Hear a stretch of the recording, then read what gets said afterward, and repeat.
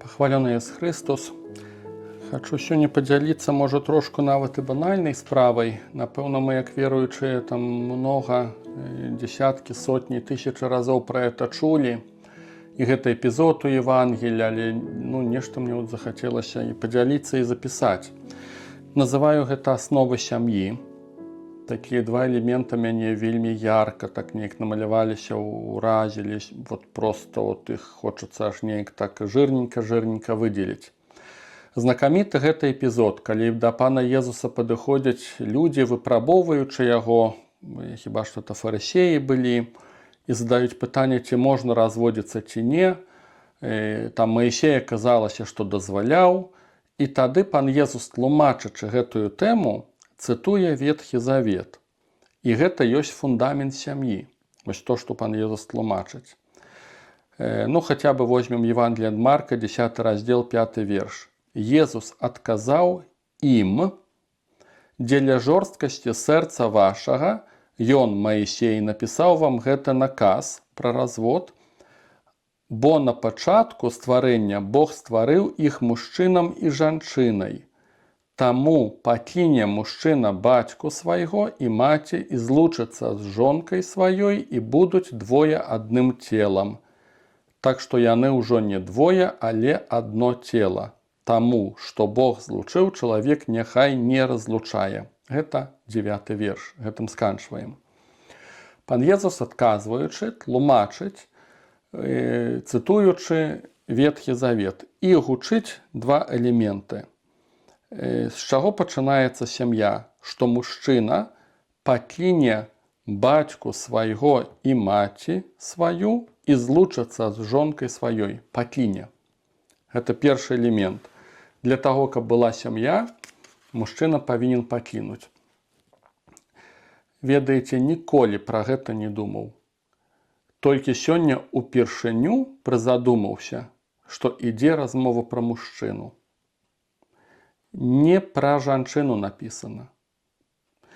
Канешне, можа, не трэба тут і рабіць нейкіх страшных высноваў, што толькі праблема ў мужчынах, але тым не менш, сапраўды, я асабіста ніколі на гэта не звяртаў увагу, што ідзе размова пра тое, што мужчына павінен пакінуць свой дом.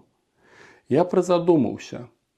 Я асабіста ніколі часам сустракаў, але далёка не так шмат сустракаў гісторый, калі можна было б сказаць, што дзяўчына, жанчына, жонка не змагла пакінуць сваіх бацькоў.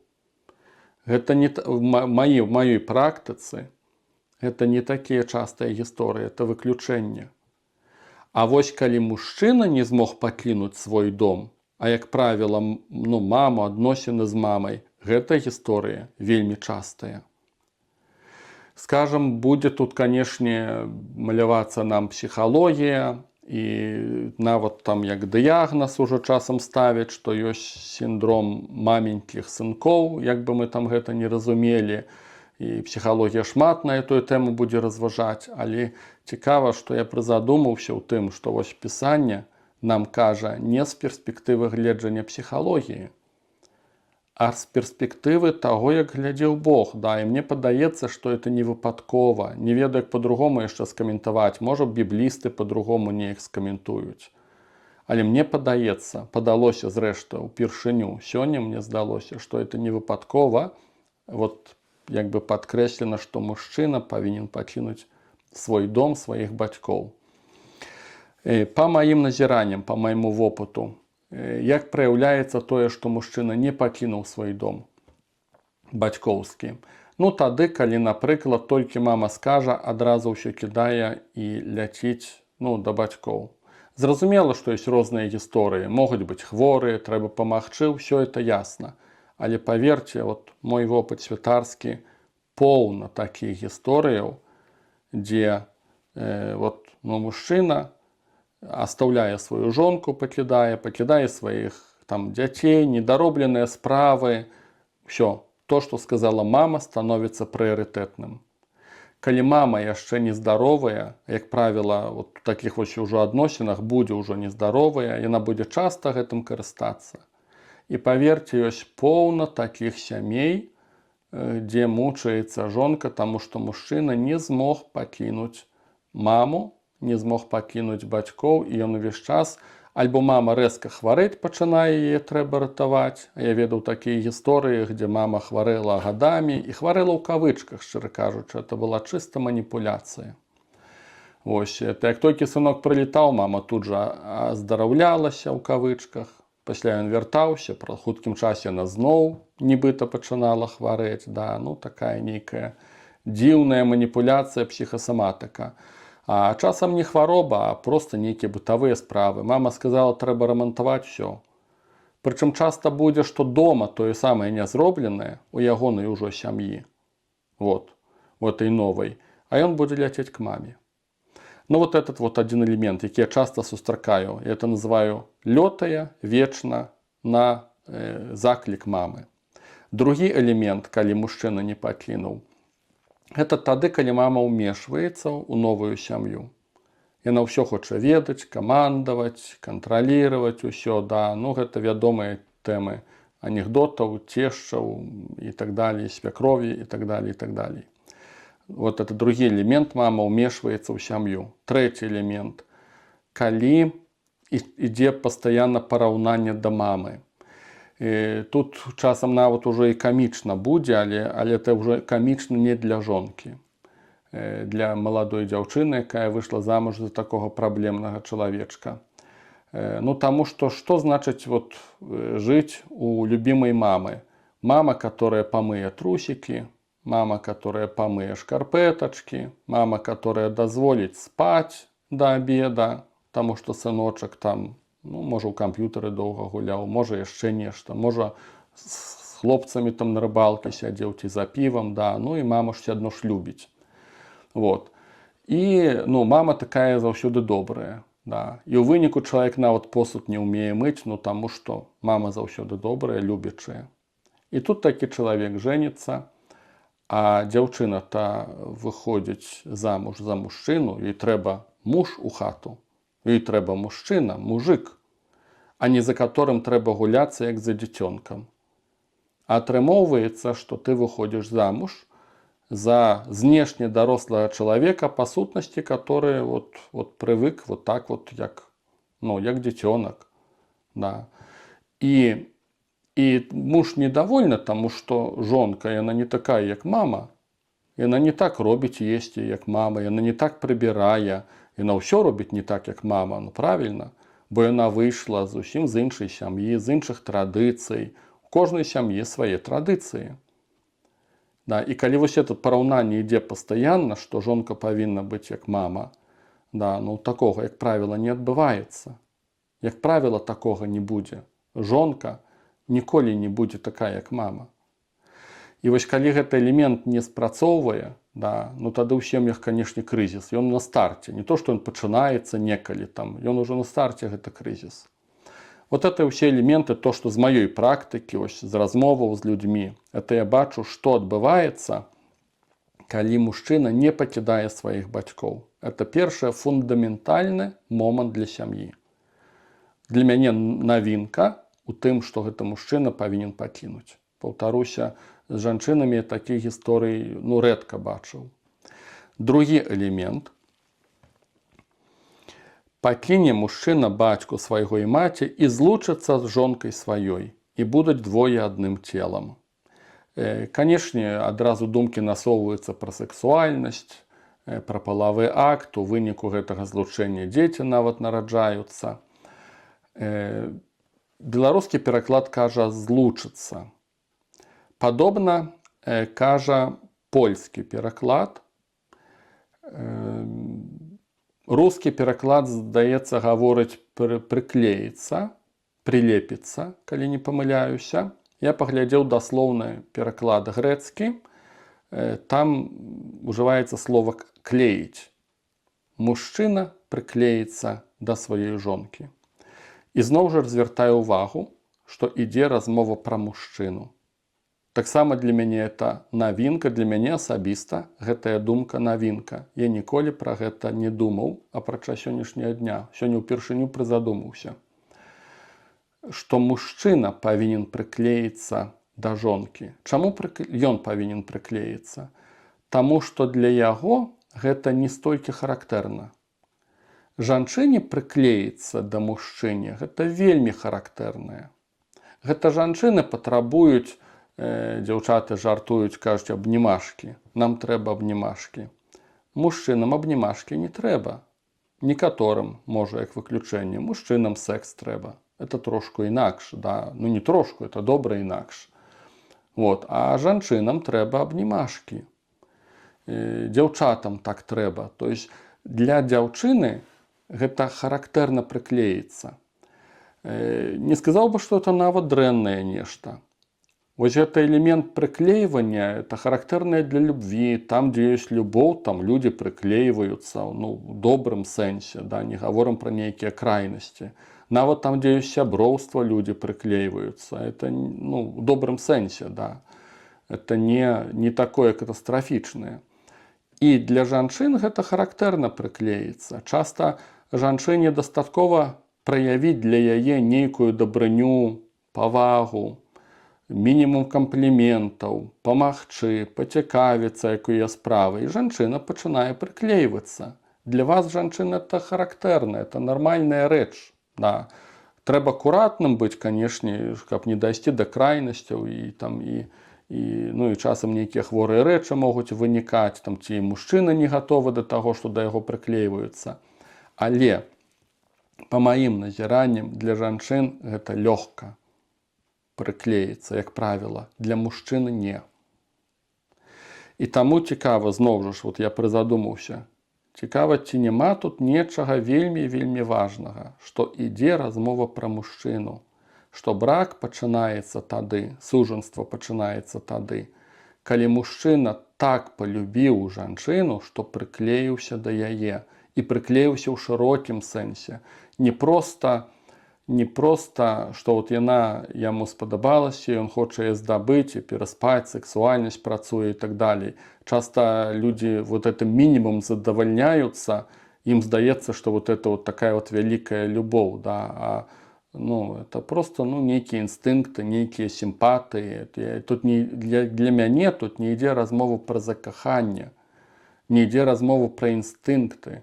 Тут ідзе размова пра такую форму прыклейвання, калі мужчына, напэўна, ўжо нават не пачынае думаць пра сябе, ён хоча быць для яе. Вот, яна настолькі для яго важная, што ён прыме жанчыну з ёйнымі каштоўнасцямі, з ёйным спосабам мышлення, з ёйным выглядам, з ёйнымі маральнымі каштоўнасцямі. Вот это вот значыць прыклеіцца. І калі такі працэс пачынае адбывацца, я ўжо так вот нутром адчуваю, што некаторых з вас ужо можете унутрана калашмаціць, таму што хіба што гэта рэдкасць у наш час. Калі такі працэс пачынае адбывацца, тады зразумела, мне асабіста становіцца, пра што піша апостол Павел, што жонкі павінуйцеся сваім мужам, бо нават калі яны не веруючыя, то гледзячы на пакору жонкі, вот, магчыма, нешта там у ім памяняецца. Так разважае апостол Павел. Я б сказаў бы так. Калі мужчына так прыклейваецца да сваёй жонкі, што сапраўды для яго вартасць, яна не толькі сексуальная, не толькі як слуга для ягоных патрэбаў, калі ён прыклейваецца так, вот, што ён ужо скарэй нават гатовы, ну, для яе на многае. Вот пры такіх схемах пакора жонкі, ёйныя вартасці ўнутраныя могуць на яго ўплываць, і яны будуць яго мяняць. А калі яму, даруйце, проста пофіг на яе, і ён увогуле ёй не зацікаўлены, акрамя таго, каб яна дагаджала яму у плане плацкім ці яшчэ там нейкімі схемамі, то дзе ён будзе ўспрымаць ёйныя вартасці? Калі фарысеям не было цікава, хто такі Христос, то нават Божы Сын не меў на іх уплыву. Таму што яны не былі ім зацікаўленыя, былі зацікаўленыя сабой, сваёй праватой і так далей. Нават Божы Сын не ўплываў на людзей, которые ім не зацікаўленыя, а тым больш ніякая пакора жанчыны не зменіць мужчыну, который яе не любіць і который ёй не зацікаўлены. на самой справе. Калі не адбываецца вот этот момент прыклейкі, так это назовем.